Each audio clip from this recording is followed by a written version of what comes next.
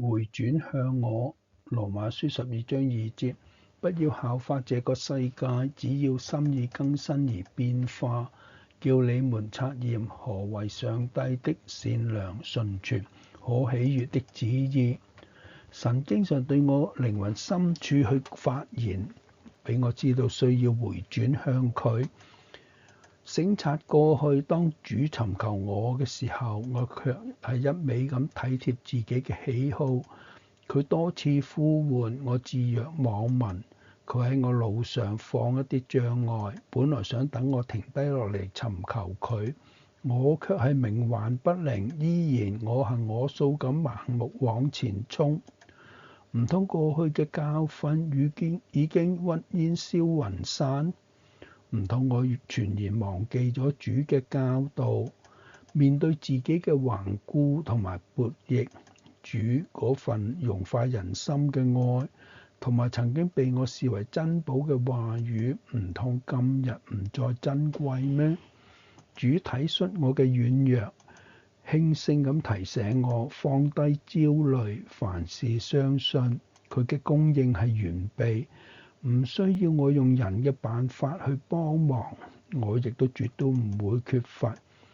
主深知冇任何人或者事物能夠代替佢成為我嘅滿足，因此佢對我有特別嘅期許。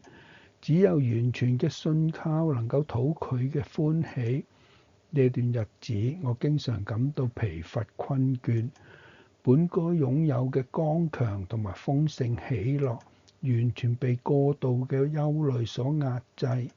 但係主對我話，佢要釋放我，我必須返去主完美嘅旨意中，去完成佢交付嘅召命。我深深體會到，追求任何非神旨意嘅事物，對我嚟講就係偏差同埋罪。其他人嘅正當追求唔代表係神對我嘅命定，只要我願意親近主，佢必定服侍並且更新我嘅靈。因此，即使未來嘅路途比以往更加陡峭、更加艱難，我仍然要靠着主嘅恩典堅定前行。親愛嘅天父，赦免我過去嘅我行我素同埋冥頑不靈，原諒我總將自己嘅喜好凌駕於你嘅旨意之上。求你挪去我心中所有嘅焦慮同埋重擔，賜我純全信靠嘅心，帶領我返到你善良、純全、可喜悅嘅旨意中。即使未來嘅路途陡峭，求你更新我嘅靈，加俾我力量，緊緊跟隨你。奉主耶穌基督嘅名求，阿門。